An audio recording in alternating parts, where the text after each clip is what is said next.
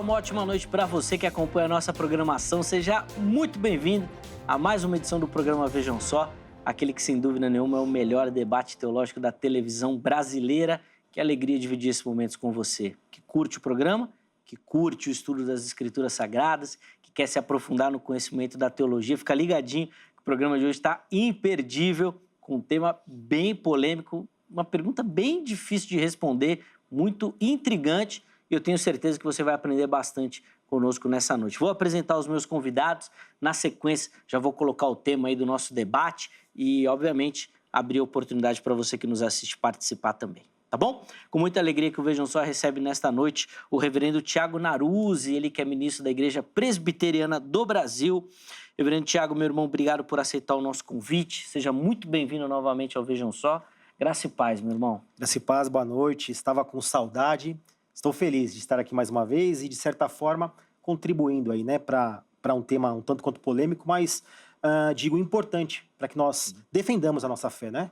Tem umas doutrinas que podem sair dessa resposta aí que são perigosas. Exatamente. Se não responder direitinho a pergunta, dá problema.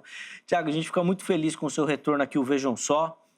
Saber que foi o programa que te lançou para esse mundo midiático dos debates. Exato. Rapaz, os contatos do Tiago vão aparecer aí para você. Se você conhecer um pouquinho do ministério do irmão, você chega lá, o irmão está em todas, está bombando nos debates. Tenho um carinho muito grande pelo Vejam Só. Tá demais. Obrigado. A gente que agradece, meu irmão, pela parceria. Obrigado. Bom, antes da gente entrar no tema, vou pedir só as informações da igreja, por favor, também para a gente, Tiago. Ok. Nós estamos lá no Alto da Lapa, na rua Doutor José Elias, 67. Né? Temos culto todos os domingos, às 9 da manhã e às 18h30. Aproveito aqui para deixar um convite. Venha nos conhecer. Será uma alegria, uma honra e um prazer te receber. Que benção. Obrigado, Tiago, pela informação. Inclusive, enquanto o reverendo Tiago passava aí o endereço da igreja, apareceu aí para você o contato pessoal dele, certo? E o da igreja também. Então, se não pegou o endereço, falou rápido e tal, fica tranquilo que você chega lá no Instagram da igreja e pega todas as informações também, além, é claro, você seguir o perfil do nosso irmão para conhecer um pouquinho melhor do ministério também e do trabalho do nosso querido, tá certo? Todos os contatos vão ficar disponíveis para você lá no perfil oficial do Instagram, no @programa Vejam Só. De novo, obrigado, meu irmão, pelo carinho, uma alegria recebê-lo aqui novamente. E o Vejam Só tem o prazer de receber nessa noite, estreando aqui no Vejam Só, o professor Gabriel Cruz, ele que é da Escola Teológica Sola Escritura. Professor Gabriel, obrigado, meu irmão, por aceitar o nosso convite. Está aqui essa noite, é um prazer conhecê-lo. Seja muito bem-vindo, graça e paz, meu irmão. Graça e paz, eu que agradeço pelo convite, pela oportunidade. É uma honra estar aqui com o irmão, com o Tiago. Deus abençoe grandemente a vida de todos que vão acompanhar este debate. É muito bom estar aqui no Vejam Só. É um programa que acompanho desde minha adolescência. E hoje, não mais como um telespectador, como participante, é motivo de grande alegria. Tributamos a Deus toda a honra e toda a glória. Amém. A alegria é nossa, meu irmão, em recebê-lo, em conhecê-lo. A nossa oração é que seja uma experiência gratificante para o irmão. E eu tenho certeza que para quem assiste vai ser, afinal de contas, vamos poder aprender um pouquinho, né, com o Gabriel também, do muito que Deus tem dispensado na vida dele. Agora, Gabriel, para a gente iniciar também o programa, vou pedir para o irmão passar para quem nos assiste as informações da Escola Teológica. Quem tiver interesse, quiser conhecer um pouquinho melhor do trabalho, por favor. Perfeito. A Escola Teológica Sola Escritura é um projeto que se iniciou num núcleo de estudo e hoje alcança milhares de jovens, né? Centenas de jovens teólogos aí, ou também iniciantes na teologia, que querem conhecer mais da Bíblia, de uma teologia saudável também, e muitas das vezes com cursos específicos sobre a Reforma Protestante, cursos sobre leitura, de aprendizado e aprendizagem, cursos de leitura e técnicas de memorização, não só do texto bíblico, mas também de toda a área do conhecimento. Perfeito. Fica aí o recado.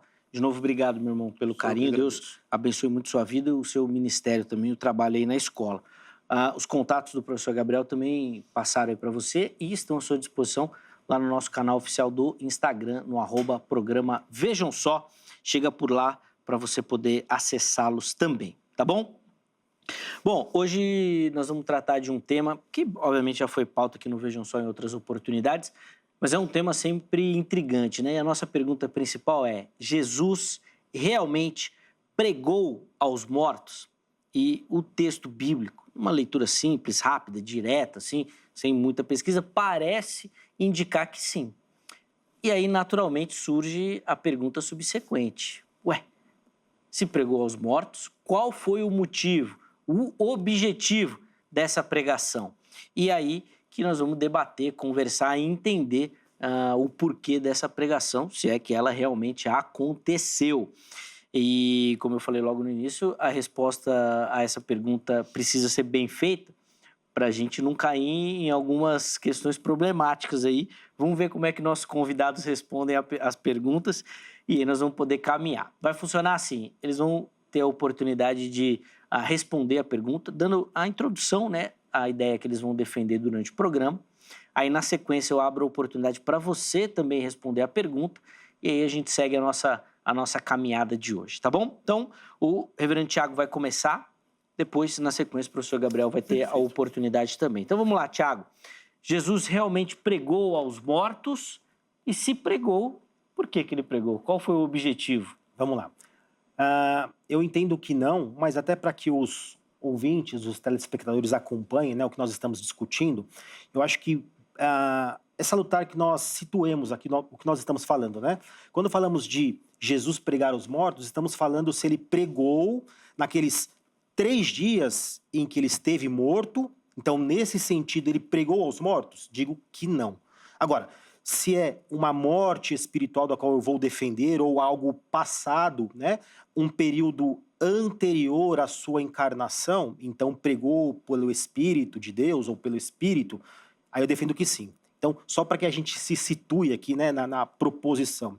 E só a título de introdução, eu digo, né, que os motivos pelos quais eu defendo que Jesus não pregou aos mortos, em especial neste período que ele esteve morto, sepultado, primeiro, por uma questão escriturística. A Bíblia nada diz sobre isso, né? Existem alguns textos que alguns intérpretes vão trazer algumas interpretações, talvez pessoais ou equivocadas, em especial do texto de Pedro, né, capítulo 3, que acho que é o que nós vamos discutir aqui, Efésios e tantos outros.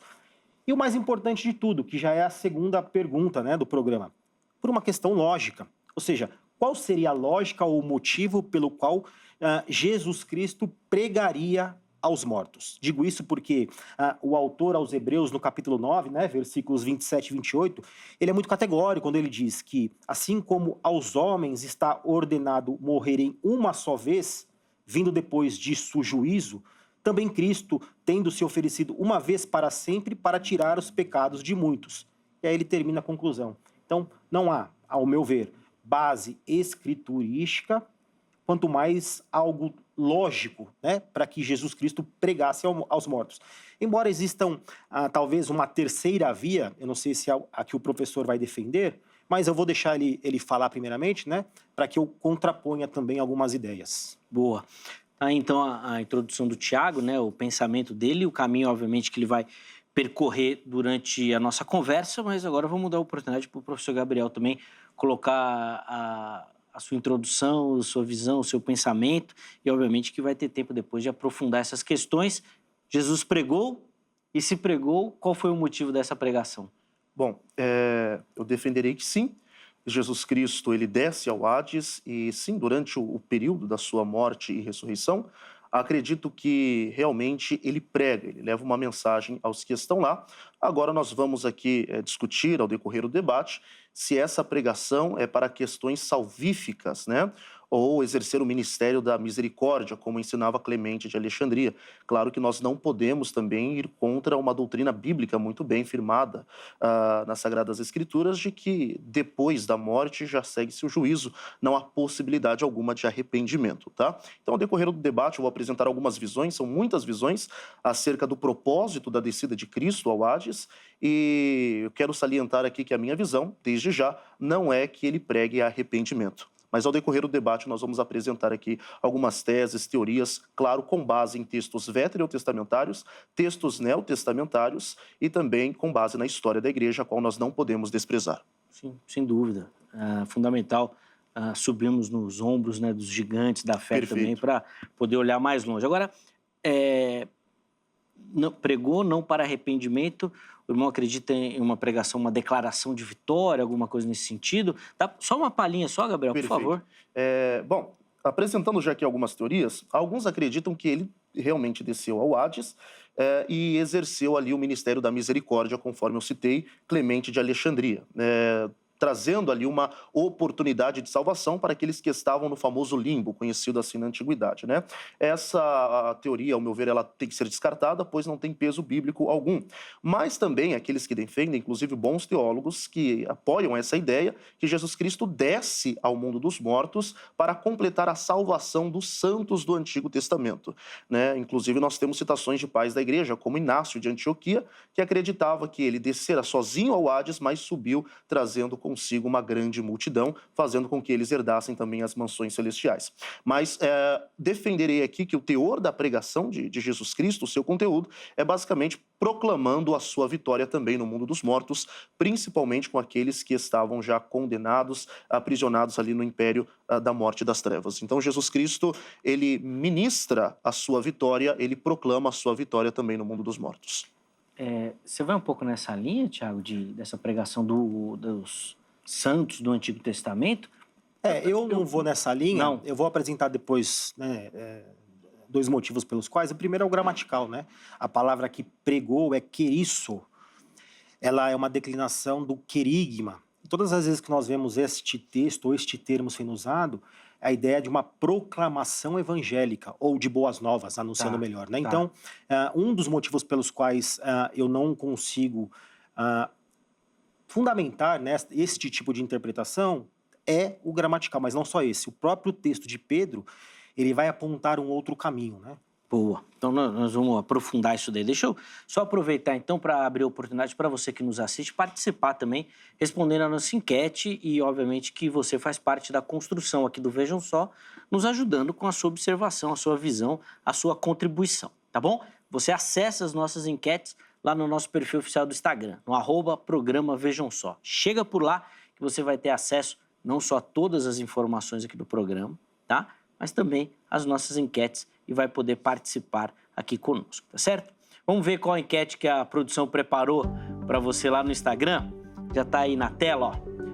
Jesus pregou aos mortos? Essa é a pergunta que a gente faz para você, uma pergunta bem direta e objetiva. Primeira opção, sim, pregou.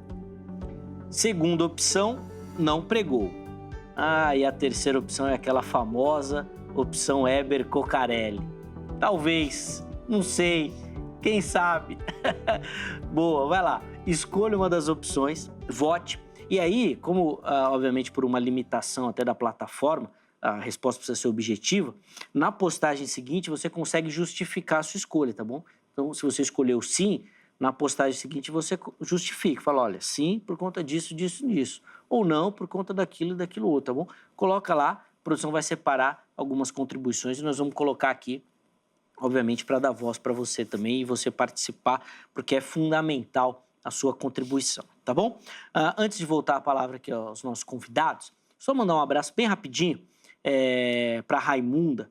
Muito carinho, encontrei a nossa irmã ali na estação de metrô, né, no Belém, na região ali da Zona Leste. Ela foi muito carinhosa comigo, dizendo da importância do programa na vida dela, na caminhada dela. Raimunda, minha irmã, obrigado, viu, pelo carinho.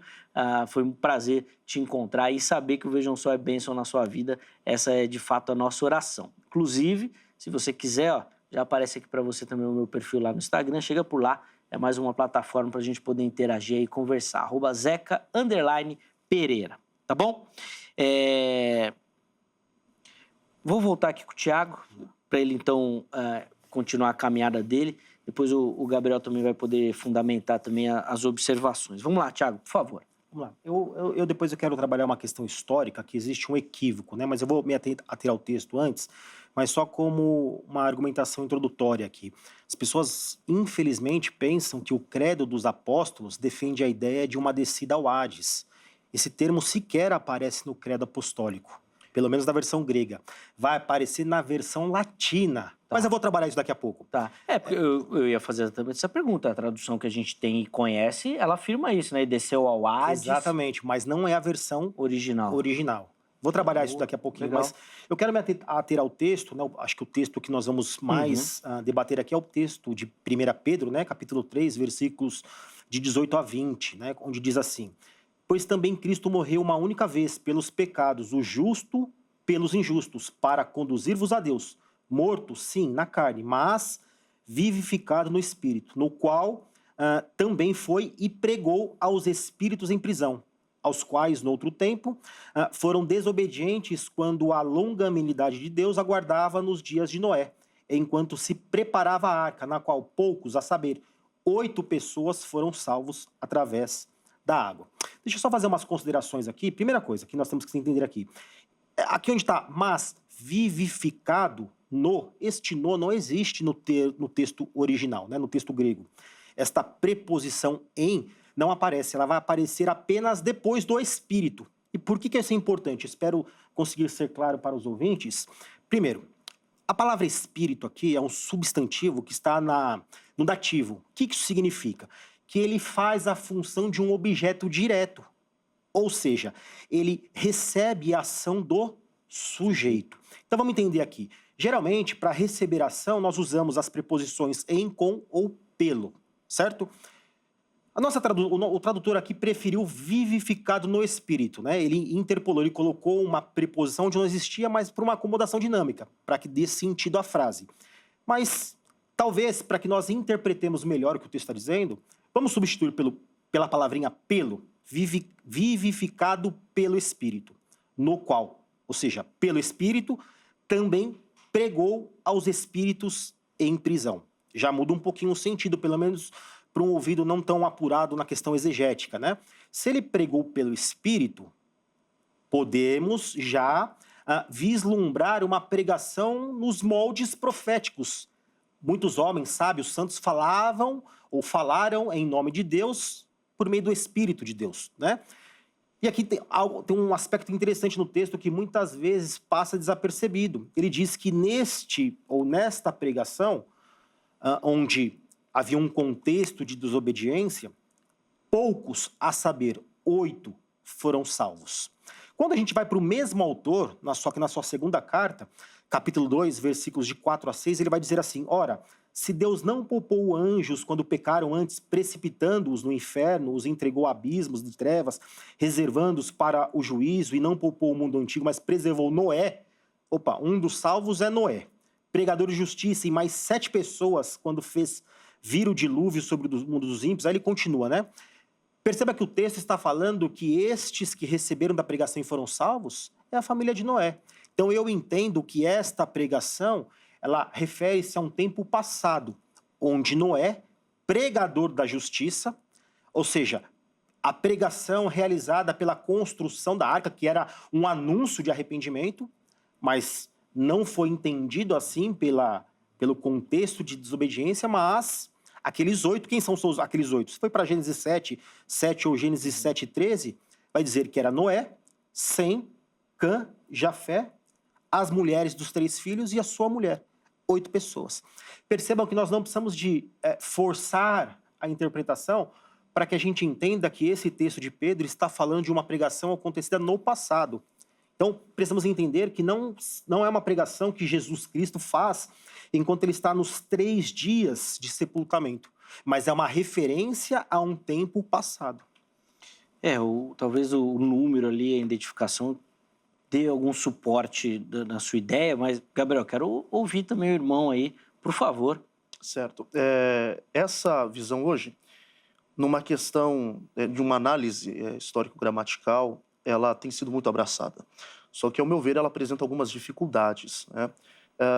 Primeiro é que há algumas falhas gramaticais também nela, principalmente quando vai fazer referência ao ato e ao tempo, quando diz no qual foi também e pregou. É interessante que ele liga, por exemplo, este evento ao evento anterior, ao qual ele cita, que é justamente a morte de Jesus Cristo. E isso nós vemos, por exemplo, no verso de número 18, porque também Cristo padeceu uma vez pelos pecados, o justo pelos injustos, para levar-nos a Deus mortificado na verdade, na carne, mas vivificado pelo Espírito.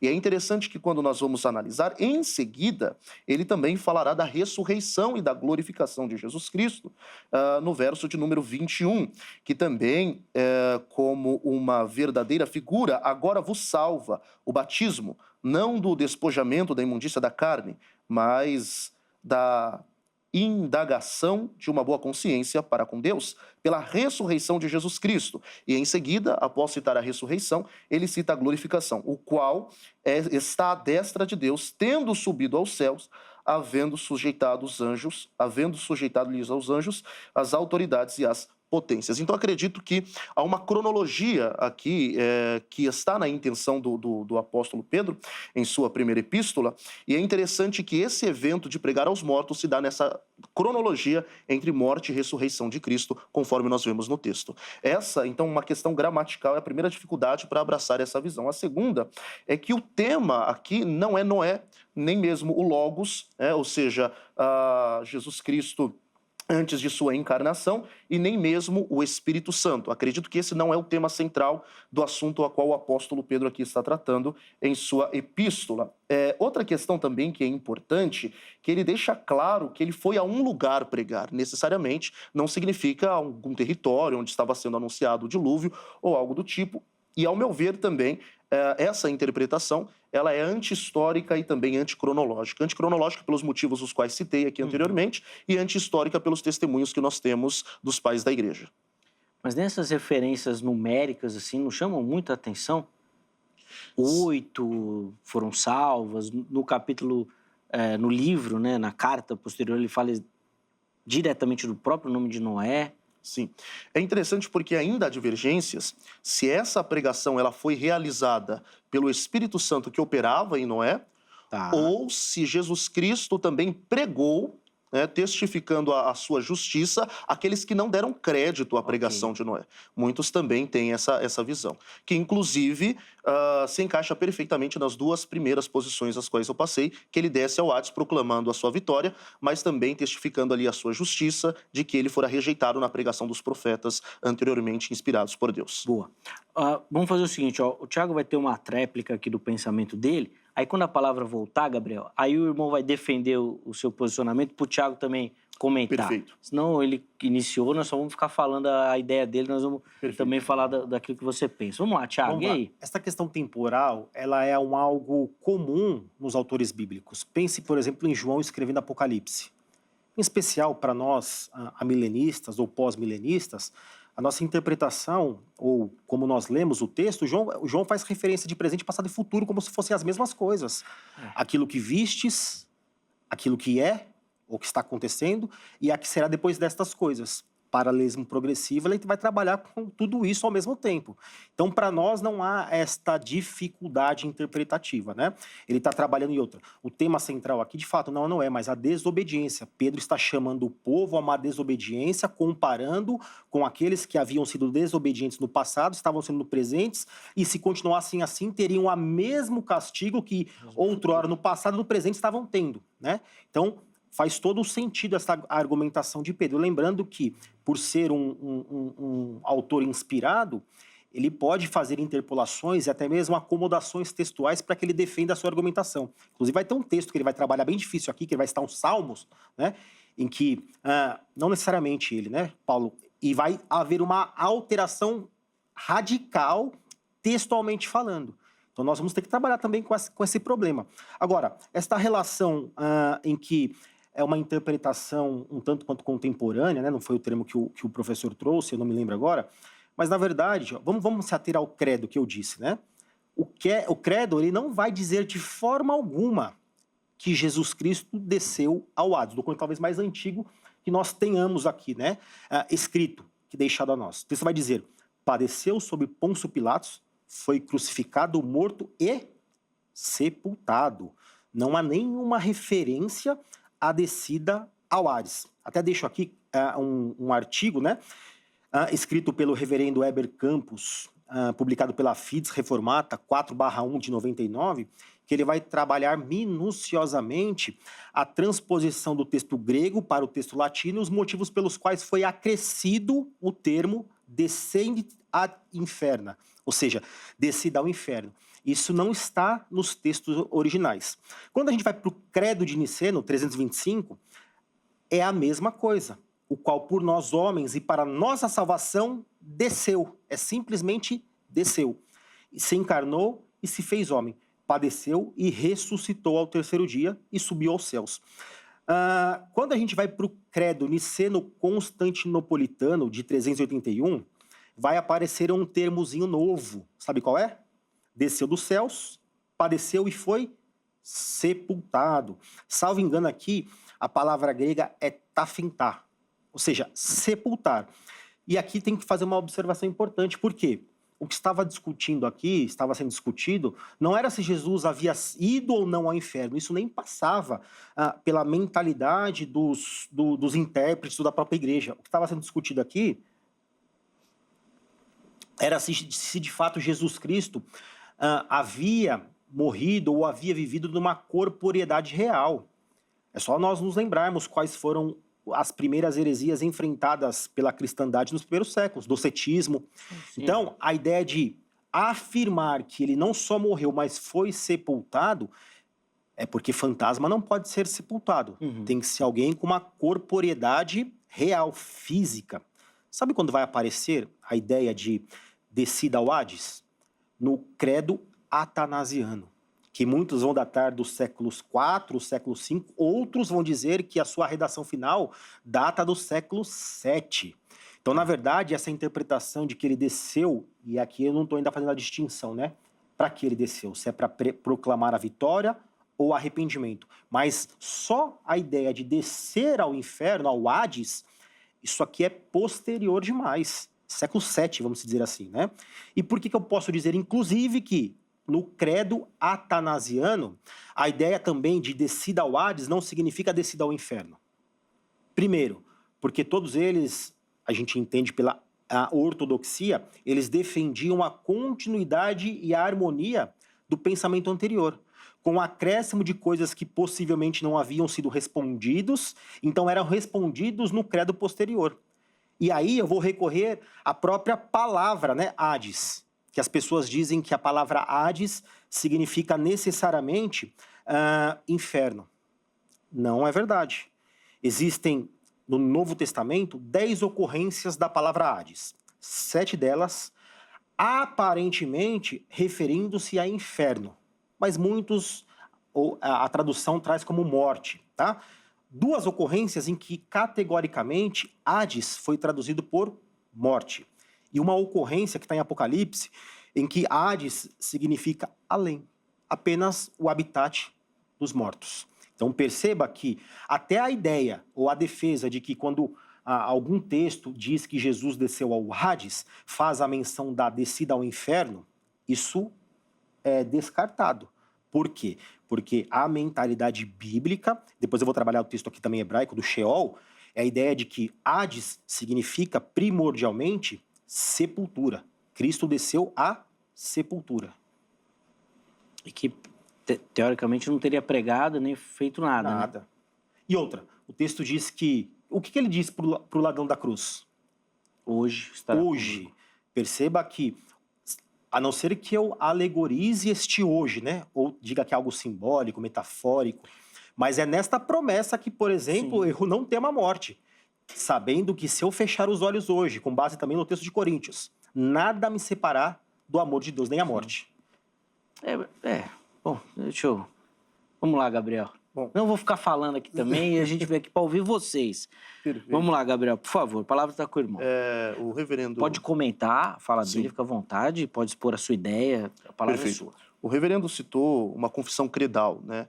E nos apresentou uma versão anterior do credo. É interessante que os credos em si, eles realmente, como você alegou, ele tem um propósito, que era combater as primeiras heresias relacionadas à cristologia, né? Nos primeiros anos da cristandade. Então, como que essas primeiras heresias não estavam relacionadas ao Sheol, ao Hades, à descida de Cristo? Por isso que ela não é citada nem mesmo nessas outras versões do credo atanasiano. Porém, quando nós analisamos os pais da igreja, já que estamos tratando de documentos extrabíblicos, né? É interessante nós citar considerarmos pais da igreja ali do primeiro e segundo século, que já acreditava na descida de Cristo, antes mesmo dessa segunda versão do credo Eu lembro apostólico. de Clemente, talvez, né? Clemente é o grande propulsor desta Exato. tese combatida ferozmente por Agostinho. Só que é interessante porque eu não gostaria de citar Clemente, porque, ao meu ver, a visão dele é um pouco equivocada. Essa ideia de oferecer uma segunda chance aos mortos que ali estão.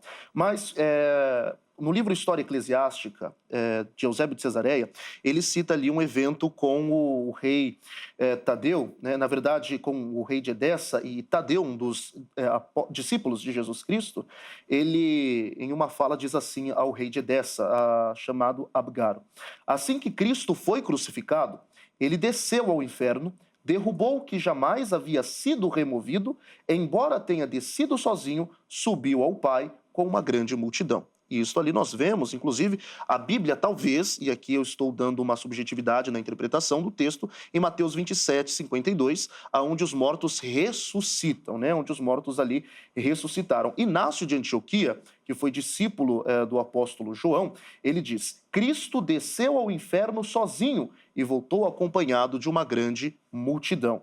Acredito que essa é a primeira vez que, de fato, Cristo sobe aos céus, embora nós tenhamos esse texto lá em Lucas, ainda hoje estarás comigo no paraíso, só que quando nós analisamos o pós-morte veterotestamentário, em Ezequiel, capítulo de número 31, o paraíso não ficava em cima, o paraíso ficava embaixo. E isso, inclusive, é bem retratado na própria história de Rico e Lázaro, onde é somente separado pelo abismo, né, pelo terrom.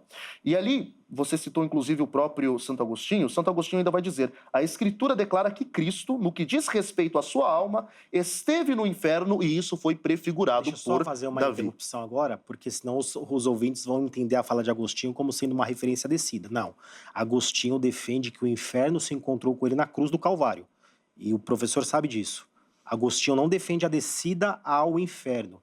Agostinho, quando diz que ele teve um encontro com o inferno, ele diz categoricamente que foi na cruz do Calvário. Ele acredita que ele experimenta todas as dores do inferno e os terrores do inferno ali no Calvário. Só que é interessante porque os demais pais da igreja acreditam dessa descida também, né? Inclusive, nós temos Hilário de Poitiers, que tem um tratado incrível sobre a Santíssima Trindade. Ele vai dizer da seguinte forma, argumentando sobre este fenômeno: Virgo partus est corpus, posto que crux mors inferis salus nostra est. Ou seja, a Virgem, o corpo, a cruz, a morte, o inferno, eis aqui a nossa salvação. Então, os pais da igreja, antes mesmo desses desenvolvimentos dos credos apostólicos e as suas versões, acreditavam que Cristo desceu. É claro que eles vão divergir no propósito dessa descida. E é interessante porque claro, o próprio Agostinho acreditava que Cristo experimentara os terrores do inferno, mas ele cita essa informação a qual Davi nos passa, que ele está fazendo uma alusão ao Salmo de número 16. Tem que tomar um pouquinho de cuidado, porque o ouvinte não tem essa informação. Aí ele vai achar que Agostinho defendia a descida. A descida, não. sim. Na verdade, metaforicamente falando, é como se o inferno houvesse subido. Exato. Inclusive, é o William Hendricks quem também que defende essa posição. Eu costumo dizer, né, uma brincadeira aqui, porque eu já tenho uma familiaridade com o professor Gabriel, que os pais da igreja, eles são bons no que acertaram, né? Por que eu faço essa brincadeira?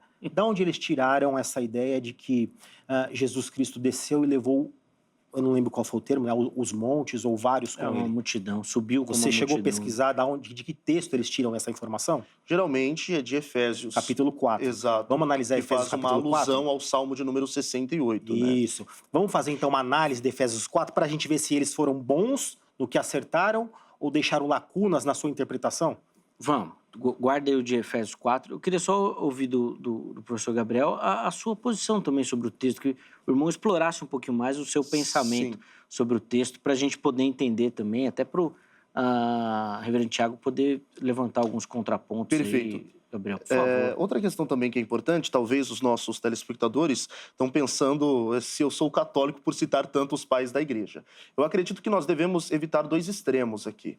Rejeitar a patrística, como fazem as seitas, né, geralmente, os movimentos sectários, rejeitando toda a tradição, e também não podemos ser extremistas, como, por exemplo, os católicos, e colocar a tradição em pé de igualdade com as Sagradas Escrituras, né? É necessário nós passarmos um filtro e assim vermos se há concordância com o texto bíblico. E só abrindo um parênteses, que é fundamental esse estudo e essa interpretação, porque eles estavam mais próximos. Exato. Foram os primeiros a desenvolverem esses pensamentos. Exatamente, né? Eles absorveram ali quase que na fonte. Nós aqui temos um distanciamento gigante disso. Então, óbvio que aquilo que eles escreveram, como eles pensaram, o porquê pensaram, é fundamental para a formação da nossa opinião. Agora, de fato, o que o professor falou é verdade. E o Thiago também corroborou, né? Acertaram e erraram. Então, a gente tem que saber definir essas questões também, naturalmente. Vamos lá, Gabriel. Bom, quando nós analisamos esse texto da primeira epístola de Pedro, no seu capítulo de número 3, é interessante, como vos disse, ele segue uma cronologia. É interessante nós entrarmos como funcionava o pós-morte, pelo menos antes da morte de Cristo. Então nós temos um retrato, ao qual o Senhor Jesus Cristo nos passa, ali na história de Rico e Lázaro. É interessante que, independente se é uma parábola ou uma história, os elementos e os personagens ali que aparecem são reais. Então, de fato, havia o seio de Abraão, havia um abismo que o separava, o Terrom, no caso, e também nós temos o Hades. Inclusive, muitos vão usar a outra variante para Tártaro, né? Um lugar ali de sofrimento. Bom, eu acredito que Jesus Cristo realmente desce ao mundo dos mortos e para um público ali há aspectos da sua pregação totalmente diferenciados. Para os santos que esperavam, aguardavam a sua redenção, e com base no Salmo de número 68, citado por Paulo em Efésios, capítulo de número 4, Cristo de fato os resgata, completando assim a sua salvação. Assim como a nossa salvação também é de ser consumada. O apóstolo Paulo fala isso em Romanos 13, 11, né? É interessante também que quando nós falamos acerca do abismo, muitos vão acreditar na possibilidade de ali haver anjos aprisionados em cadeias eternas. Há alguns que defendem a possibilidade de Cristo ter pregado aos anjos. Não quero defender isso neste momento. Mas também a possibilidade dele proclamar a sua vitória. Assim como na cruz foi dissipado e aniquilado os principados e as potestades, ele também faz isso dentre aquelas potestades e principados as quais estavam aprisionadas, uma vez que elas não são oniscientes e não estavam, por exemplo, cientes do evento que acontecera na cruz do Calvário. E para aqueles que já estavam condenados, acredito que Cristo prega ali de fato a justiça, mostrando que ele foi a justiça rejeitada, principalmente por aqueles que foram desobedientes no tempo de Noé. Eu vi a necessidade porque eles não sabiam. Boa. Vamos lá. Se o meu TDAH aqui não deixar eu esquecer as duas coisas que eu pontuei aqui, né? Primeiro eu vou deixar para... Fala aí que eu anoto aqui para você não esquecer. Para não esquecer a questão de que Paulo, né, usa lá Salmo 68, a pergunta que eu vou fazer depois é se Paulo está fazendo uma referência ao presente ou ao passado. Né? Tá. E depois, vamos lá, vamos pegar aqui a ideia de pregou aos mortos. Eu vou usar um texto aqui, mas poderia ser outro. Primeira de Pedro 4, né, do 4 ao 6. Pois foi para este fim que o evangelho foi pregado também a mortos. A palavra aqui é necros. Pergunto, será que de fato Jesus Cristo pregou a estes mortos que haviam morrido, literalmente mortos? Então, nesse sentido, é o que o professor Gabriel está defendendo, que durante os seus 3 dias, né, de sepultamento, ele foi à região dos mortos, fisicamente falando, ou literalmente falando, e pregou a eles? Só um instantinho. Aliás, até para tirar uma dúvida, Gabriel, o irmão faz uma distinção entre o pós-morte antes e depois de Cristo? Eu acredito que antes da morte de Cristo, vamos dizer, os salvos, ou aqueles que aguardavam a sua salvação ser completada, iam para as regiões inferiores, no caso. Esperava. Exato. E depois da sua morte, já direto vão ao ao seio céu de agora. Abraão. Exato. Tá. Vamos lá. Eu vou contrapor essa ideia de necros como sendo apenas esses mortos, né, que aguardavam ali. O complemento da salvação. Porque, Efésios, texto clássico para que a gente discuta isso, né? Capítulo 2, versículo diz assim: ele vos deu vida estando vós mortos. Sabe qual é a palavrinha aqui? Necros. A mesma palavra, da qual o professor está defendendo a descida a uma região dos mortos. Em Efésios seria espiritual. Precisamos defender o que é isso aqui. Mas se esta aqui não basta, Colossenses 2, versículo 13. E vós outros que estáveis mortos pelas vossas transgressões. Uma pregação a quem está vivo, pelo menos no sentido físico, mas morto, em especial para os calvinistas, né? Espiritualmente. E aí, pergunto, se isso de fato não é uma morte espiritual, e aí talvez, né, seja uma dificuldade para quem defende que Jesus desceu à região dos mortos para pregar, seja a sua vitória, ou seja um arrependimento, tem aquele famoso texto de Mateus 8, lá no versículo 22, né? Quando Jesus diz assim, existiam aqueles que queriam segui-lo, aí Jesus diz assim, para um deles, segue-me e deixa os mortos, necros, sepultar os seus próprios mortos. Como assim? Um morto físico sepultar um outro que havia sido acabado de morrer? Ou ele está falando de mortos espirituais sepultando os seus próprios mortos? Então perceba que até a ideia ou a semântica da palavra morte ali, a gente precisa analisar dentro do seu contexto. Aí juntemos com a ideia da proclamação, né, do querisso ali, que vem da palavra tequerigma. Se eu defender que esta pregação aconteceu neste interlúdio aqui, ó, de 3 dias da morte de Cristo Jesus, necessariamente por uma questão lógica, essa pregação tem que ser para arrependimento. Aí a pergunta que nos fica à luz de Hebreus 9, como assim? Ao homem não é dado o morrer apenas uma única vez? Entende o problema que nós estamos aqui?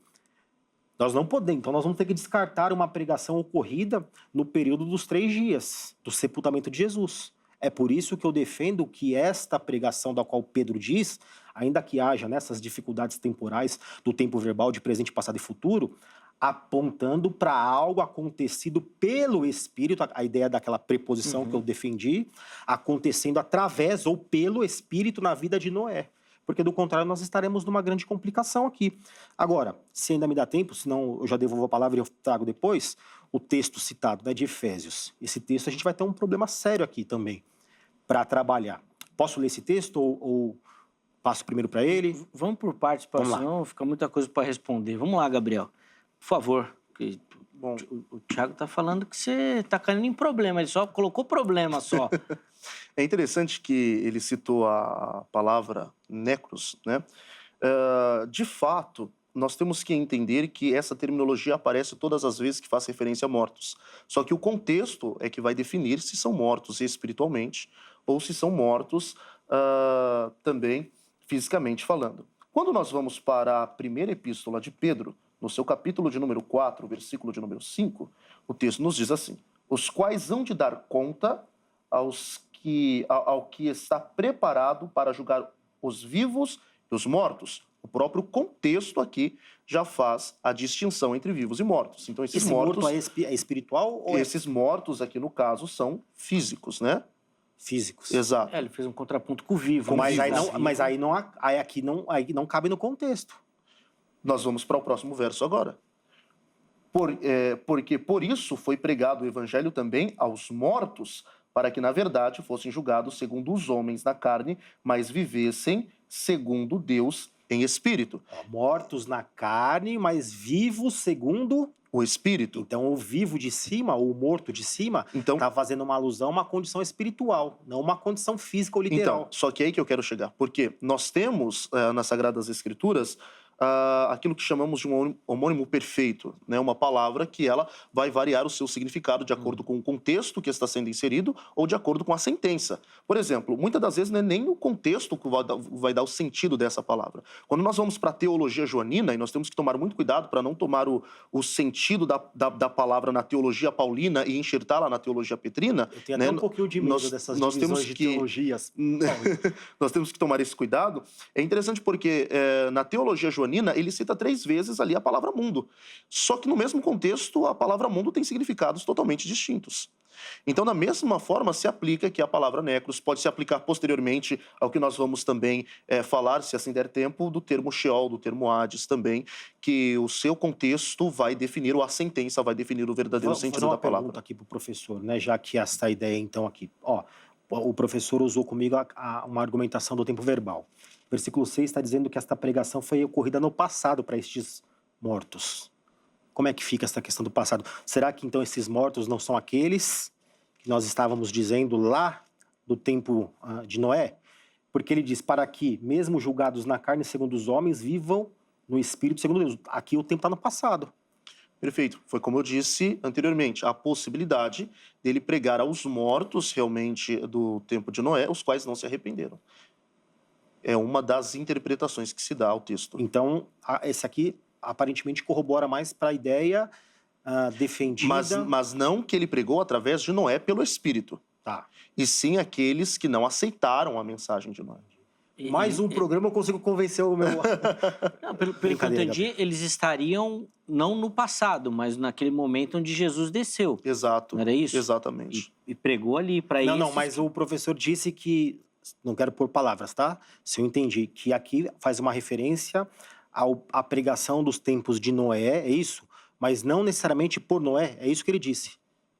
Não. Não? Então, Não. desculpa. Não, Foi a foi o qual que eu ele citou. entendi. Exato. Ele falou que existe essa interpretação, ele foi Perfeito. coerente Ah, nisso, tá. existe essa possibilidade, mas que na visão dele seria uma pregação a essas pessoas, mas não lá no passado, não pelo Espírito, não por Exato. Noé, mas no tempo.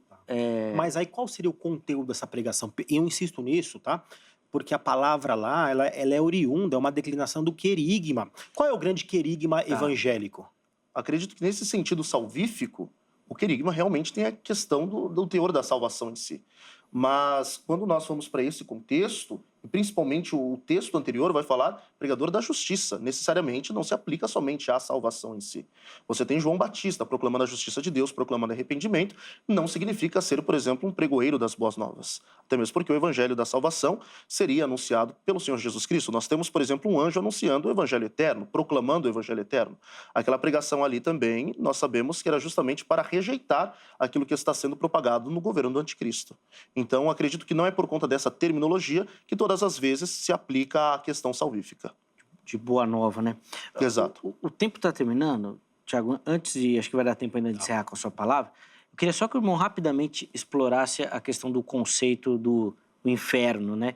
Falou aí do Hades, do Sheol e citou algumas vezes. Queria só que o irmão aprofundasse nisso daí, porque até respondendo às nossas enquetes, eu vou ler aqui rapidinho antes da fala do irmão, um comentário do Mateus, lá no nosso Instagram. Ele respondeu a enquete e ele comentou o seguinte, ó. O problema dessa questão é a palavra Hades ser interpretada por inferno e não sepultura. Então, ele aponta um problema aqui no comentário. O Tiago até falou um pouquinho sobre isso também. E o irmão tem insistido e não conseguiu aprofundar ainda. Eu queria que, ainda antes do intervalo, o irmão fizesse, por favor. Perfeito. Quando nós vamos para Atos dos Apóstolos, inclusive na pregação cristocêntrica do apóstolo Pedro, no seu capítulo de número 2, Pedro, citando Davi, ele diz assim, no verso de número 27, pois não deixarás a minha alma no inferno, nem permitirás que o teu santo veja a corrupção. Ele ainda fala, por exemplo, em texto 27, anterior... só para acompanhar aqui. Versículo 27. 2:27. E ainda a minha carne há de repousar em esperança, referência ao corpo. Aí vem o texto posterior, 27. Pois não deixarás a minha alma no inferno. Essa alma não pode ser vida, como ensinam os adventistas ou testemunhas de Jeová. Eles dizem que a alma faz referência à vida. Não pode porque ele já faz uma referência ao corpo no texto anterior e agora à alma. Nós acreditamos nessa dicotomia ou tricotomia. Claro, isso daí seria um tema para um outro debate. Nem permitirás que o teu santo veja a corrupção. Então, respondendo aqui a sua pergunta, eu acredito que esse Hades não faz uma referência à sepultura, mas de fato a um lugar do mundo dos mortos, conforme nos é retratado em Lucas 16, e essa alma faz justamente referência a Cristo Jesus fora do corpo. E seria esse lugar, de novo, né, só para completar, de repente quem não pegou aí, de uma situação anterior à morte de Cristo. A morte de Jesus, exatamente.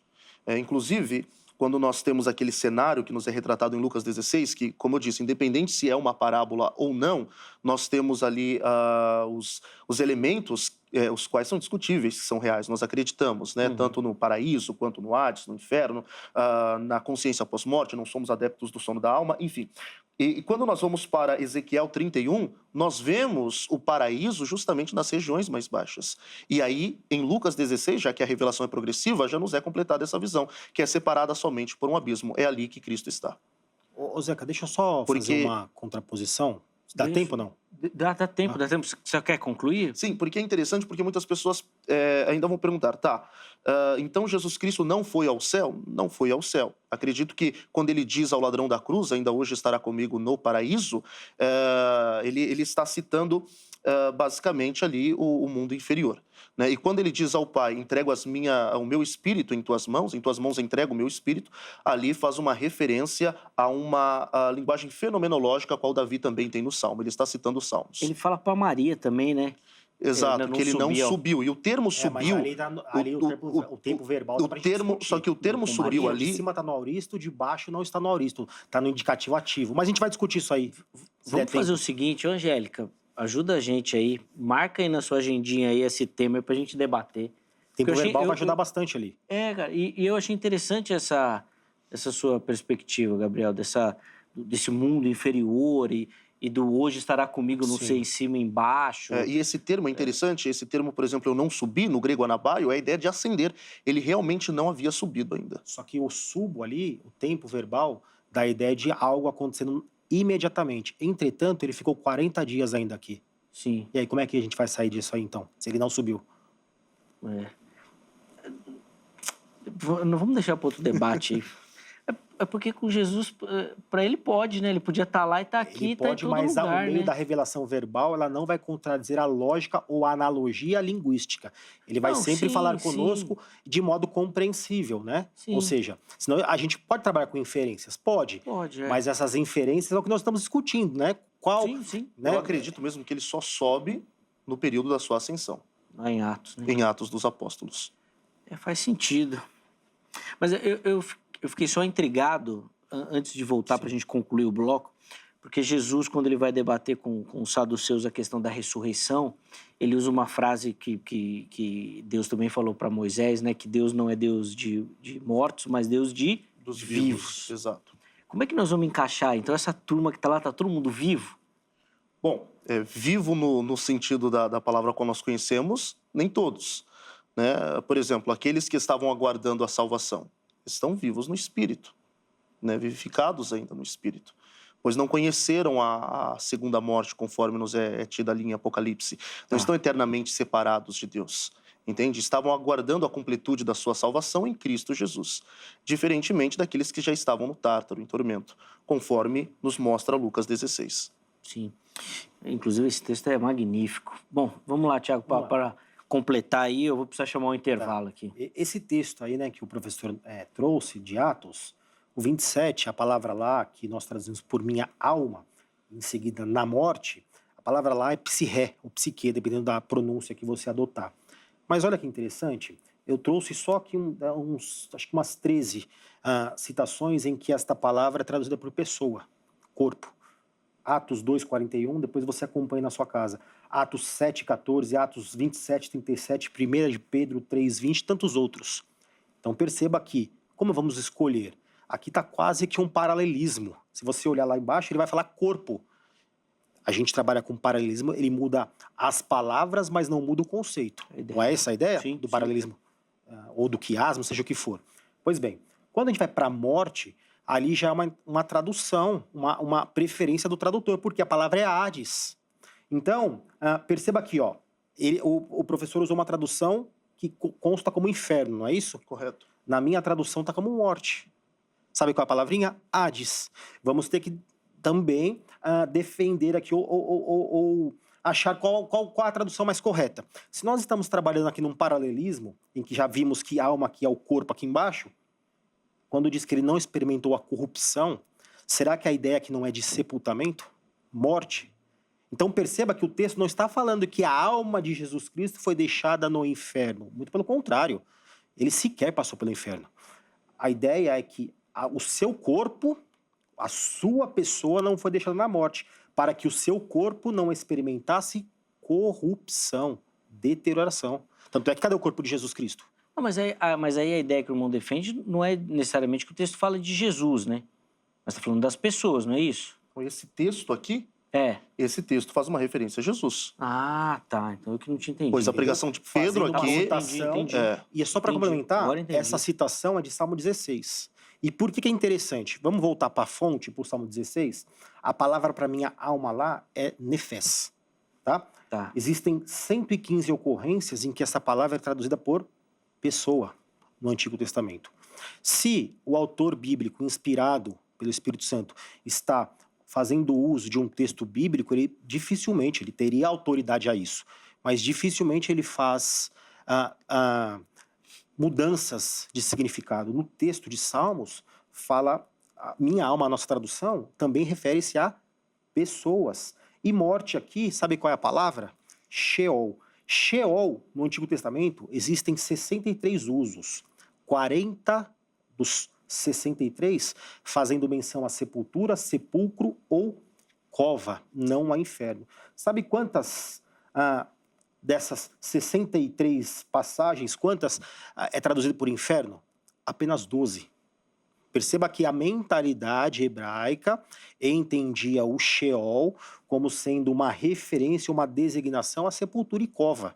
Não majoritariamente, como o senso comum entende, como sendo uma referência ao inferno. E é interessante, depois eu vou trazer no próximo bloco, se der tempo, que quando a Septuaginta vai fazer a tradução da Bíblia, ela vai fazer diversos usos do Sheol como sendo o equivalente do Hades, sempre como sendo sepultura. Tá. Preciso ir para o intervalo, infelizmente, porque a conversa está boa. Eu falei no início, né? Muito conhecimento, você que está acompanhando aí, certeza que está aprendendo bastante. Então, nós vamos para o intervalo, é rápido, um tempo só de você tomar uma água, respirar e a gente volta. Infelizmente, o segundo bloco é bem curtinho, mas ainda vai dar tempo para as considerações finais aqui, para você poder acompanhar aí a conclusão, né? O fechamento do raciocínio dos nossos convidados. Antes do intervalo, vou deixar aqui para você o telefone da Agrade, Academia Teológica da Graça de Deus. Então, quer estudar teologia, quer se aprofundar no conhecimento das Escrituras, quer se preparar, né, para o trabalho do Reino, procure pela Agrade. Código 11-3115-0819. 3115-0819 é o telefone da Agrade. Liga lá amanhã, horário comercial, tira todas as suas dúvidas. Tenho certeza que você vai se encaixar em algum formato ou modelo oferecido pela Agrade também e vai ser bênção na sua vida. Além disso, todas as redes sociais da HIT, os contatos da HIT, para você conhecer a nossa programação, o conteúdo, os programas. Chega por lá, que tem muita informação para você. E se você não conhece, vem para a HIT, que eu tenho certeza que você vai se apaixonar e não vai mais mudar de canal. Vai ficar aí curtindo a nossa programação. Tem entretenimento, tem jornalismo, tem debate bíblico, tem culto, tem uma variedade na nossa programação. Vem pra cá que você vai curtir demais, tá bom? Intervalo rápido, Vejam Só vai, mas na sequência nós já estaremos de volta.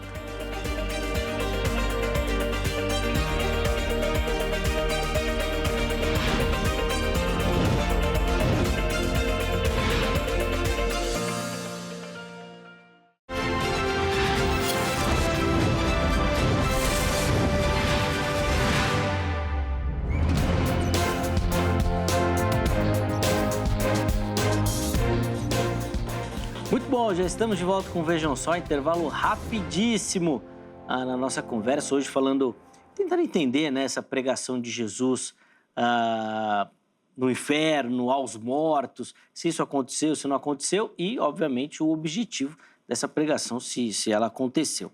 Recebendo aqui no nosso estúdio, o primeiro bloco foi muito proveitoso, você que nos acompanha, tenho certeza que tem sido mês que você tem aproveitado, o reverendo Tiago Naruzzi e o professor Gabriel Cruz. E agora, nesse bloco aqui, eles vão ter a oportunidade de trazer as considerações finais, né? As conclusões para você que nos acompanha, tá bom? E depois nós vamos tentar, junto com a nossa produção, marcar aquele debate que a gente falou ali no finalzinho também, para tentar conversar e aprender um pouquinho mais também, né? É interessante exatamente isso. A gente coloca uma conversa, um tema, daqui a pouco aparece outro e outro.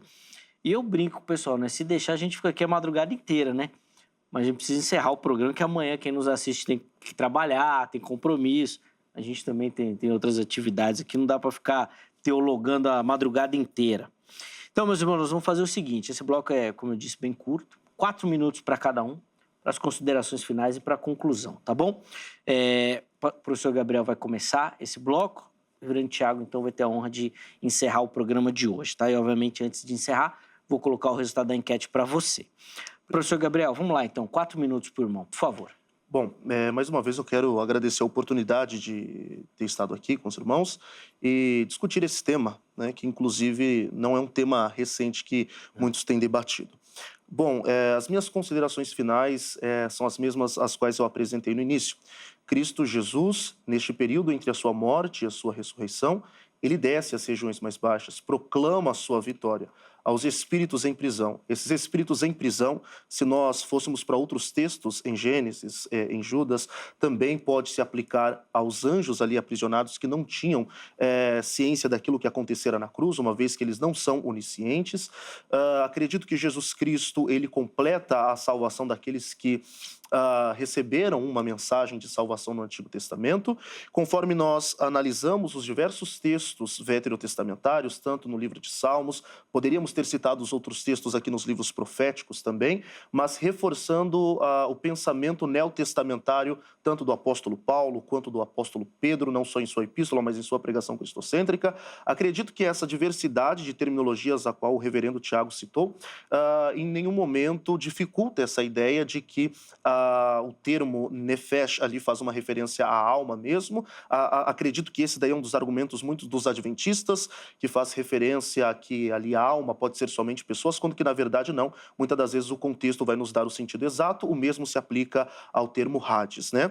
Então acredito que Jesus Cristo desce às regiões mais baixas, proclamando uma vez por todas a sua vitória também aos que ali estavam. Boa. Professor Gabriel, quero demais agradecer o carinho do irmão. Obrigado, viu, por aceitar o nosso convite. Espero, irmão, que o irmão tenha curtido a experiência aqui no Vejam Só. Foi muito boa a experiência. Deus seja eternamente louvado. Amém. Com certeza outros convites vão aparecer aí para o irmão também nos visitar. Deixa eu só reforçar para você que nos acompanha. Os contatos que o professor Gabriel disponibilizou estão todos salvos para você lá no nosso perfil oficial do Instagram, no @programa Vejam Só. Chega por lá para você conhecer um pouquinho melhor do ministério do nosso irmão e, obviamente, apoiar esse ministério seguindo ali e vendo e curtindo as postagens dele também. De novo, obrigado, meu irmão, pelo carinho. Tiago, a palavra está contigo agora. 4 minutinhos também para as considerações finais e para a conclusão, por favor. Tá. Eu vou deixar só algumas inquietações, talvez a gente tenha depois uma nova oportunidade para continuar o debate. Uma das argumentações em relação, inclusive, aos pais da igreja, foi o texto de Efésios, né, capítulo 4, de 7 a 10. Vou ler rapidamente aqui, diz assim: "E a graça que foi concedida a cada um de nós, segundo a proporção do dom de Cristo, por isso diz, quando ele subiu às alturas, levou o cativo o cativeiro, e concedeu dons aos homens. Ora, que quer dizer subiu, senão que também havia descido às regiões inferiores da terra." Geralmente, esta defesa, né, que o professor assumiu, fundamenta-se nesta ideia da descida às regiões inferiores. Entretanto, tem um problema aqui também, porque é um rapax legômenon aqui. A palavra aqui é katoteros. Ou seja, o que isso significa? Hades, não podemos dizer, porque não é Hades aqui. Sepultamento, nós vamos ter que ver pelo seu contexto maior. Mas a implicação não está propriamente dito nesta palavrinha. Por quê? Porque aqui é uma citação do Salmo 68, versículo 18. E existe uma grande diferença aqui sobre a citação e sobre o texto original. Em Efésios vai dizer que ele subiu às alturas e concedeu dons aos homens. Em Salmo vai dizer que ele recebeu por dádivas homens rebeldes. Existe uma diferença grande aqui. A primeira diz que ele concedeu, no Salmo vai dizer que ele recebeu. Em Efésios vai dizer que ele concedeu o quê? Dons, e Salmo vai dizer que ele recebeu homens. A gente vai ter que entender o que Paulo está dizendo aqui. Nós não teremos tempo para isso. Eu gostaria que tivéssemos tempo, porque é um texto fundamental para essa discussão. Talvez fique para uma próxima, né? E a ideia lá que o professor trouxe sobre ainda não subir ao Pai, né? Subo. O não subir ao Pai aqui, ele é um verbo perfeito que está no auristo, ou seja, é uma ação perfeitamente acabada. Ele não subiu de fato aqui. Entretanto, na parte B do versículo, ele diz: "Subo para o meu Pai e vosso Pai." O verbo aqui está no presente ativo do indicativo. Ou seja, o verbo acontece no exato momento. E aí? Como é que nós vamos resolver esse problema? Ele não subiu ou ele subiu? Fica aí talvez para um capítulo 2, né? Esse é difícil também. Mas é que a nossa mente nem a nossa essa língua resposta, porque dá a consegue. impressão que eu não estou respondendo nada, né? A ideia aqui, segundo J. Carson e tantos outros, é que a ênfase aqui não é cronológica, é teológica. Sim. Mas isso vai trazer uma drástica separação interpretativa, né? E tem a questão da presença dele, né? Ele tá com o Pai. Então, talvez a subida foi, sim, imediata no que diz respeito ao seu espírito, né? Não teve tempo para ficar os 3 dias pregando. Sim. Aí que é a implicação do texto. Então, só que a nossa dificuldade é nós vamos colocar Jesus num espaço físico e ele só vai estar lá? Eu vi que você já ganhou meu companheiro, hein? Não, não é nem de ganhar. É que é uma coisa que eu acho que a gente fazendo uma brincadeira, mas entende. são textos difíceis, né? São muito difíceis. E não só os textos. E se nós alegarmos que ele sobe nesse mesmo tempo que ele disse para Maria Madalena, como que Tomé toca nele novamente? Então ele subiu, depois desceu, teve contato com Tomé? A discussão talvez seja que ele não subiu no corpo glorificado, mas em espírito, Isso, são nessas questões que eu tô querendo colocar. Sim. Óbvio que na limitação do homem, ele pode não ter subido. Mas, ao mesmo tempo, não dá pra gente limitar sim. ao corpo físico. A nossa interpretação é essa, que ele subiu em espírito, mas não no corpo glorificado. E vai ter as suas implicações também. Aí você vai falar, mas o espírito, como é que faz isso? Porque, mas nós estamos falando de Deus, né? Exato. Aí chega uma hora que a nossa limitação, que a gente tem que parar e falar, agora... Exato. É igual, na verdade, assim, pra ser simples, é igual quando nós vamos falar da Trindade. Não dá, cara. Você não tem, na nossa cabeça não entende isso. Há perguntas que ainda não temos resposta. Não tem. E aí a pessoa vai cair no erro, e aí eu acho que é o principal erro quando a gente vai falar de Trindade, de querer dar exemplo.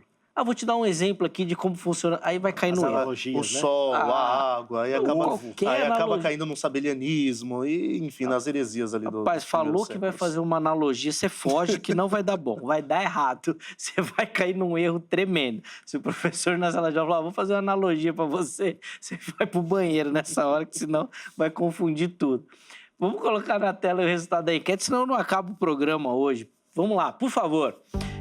Lá no nosso Instagram a gente perguntou o seguinte, Jesus pregou aos mortos? E demos 3 opções. Vamos ver as respostas lá. 42% dos nossos internautas escolheram um sim, pregou aos mortos. 52% que não pregou. E 6% ficaram no talvez. É óbvio que aí é uma resposta direta, né, assim, objetiva. E eu acho que é a primeira vez que você ganha, hein Thiago, a enquete, né? É difícil, cara. O presbiteriano sofre pra ganhar a enquete. Acho que o Thiago ganhou pela primeira vez que ele veio aqui no Vejam Só. E depois, obviamente, que todo mundo foi ali aprofundando os conceitos, né, que cada um trabalha aí, pregou, proclamou, e a gente tem essa divergência também aí depois a partir de cada resposta. Mas eu quero agradecer demais a todo mundo que votou, que participou. Infelizmente, nós temos que encerrar a edição de hoje, mas amanhã, se Deus permitir, nós estaremos de volta com mais um Vejam Só, preparado sempre com muito carinho, e a nossa oração é que o programa seja a bênção na sua vida. Um forte abraço e até a próxima!